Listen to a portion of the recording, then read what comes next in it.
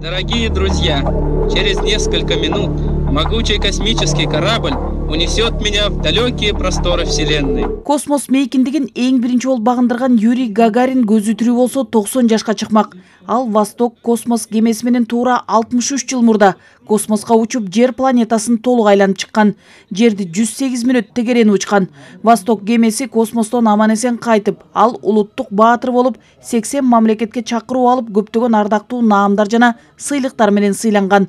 Буга ылайык 1962 жылы СССРдин Жогорку Советинин президиумунун жарлыгы менен 12 апрель космонавтика күнү деп жарыяланган.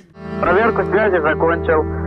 Самочувствие хорошее, к старту готов. Гагариндин 90 жылдыгына карата уюштурулган көргөзмөнүн ардактуу меймандары жердештерибиз учкуч космонавттар Салижан Шарипов менен Сергей Корсаков болду. Көргөзмөдө Гагариндин сүрөттөрү, анын ичинде Кыргызстанга келген сүрөттөрүн да көрүүгө болот. Ошондой эле космос темасына арналган сүрөттөр, документтер, басылмаларга чыккан макалалар жана экспонаттар орун алды. Экипаж успешно выполнил программу полета. Кыргызстандын космосту өздөштүрүүгө өзүнүн орчундуу салымы бар. Союз малында машина куруу институтунун адистери космоска учкан кемелердин, ракеталардын тетиктерин ойлоп чыккан.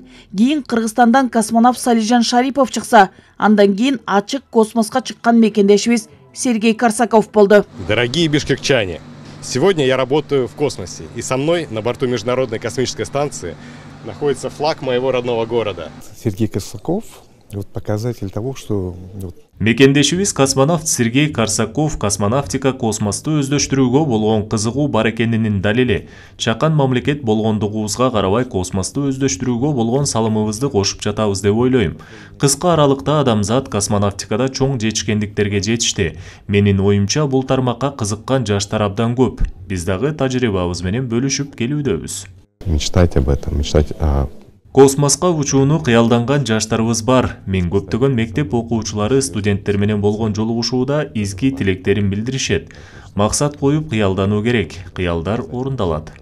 Албетте мындай көргөзмө жаштардын космоско болгон кызыгуусун арттырбай койбойт. Көргөзмө жыл сайын 2016 жылдан бери өткөрүлүп келет. Буга чейин Нарын, Кочкор, Токмок, Кең Булуңда да уюштурулган. Молодежь, чтобы не забывала. Жаштар илим жана техника, космос, авиация тууралуу маалымдар болушу керек. Тарых өзгөрүп жатат. Биз келечек муунга таберик сүрөттөрдү калтырышыбыз керек. Юрий Гагариндин 90 жылдыгына арналган көргөзмө 1 майга чейин уланат. Нургүл Жумабекова, Азамат Кыдыр Токтоев, Ала Тоо 24.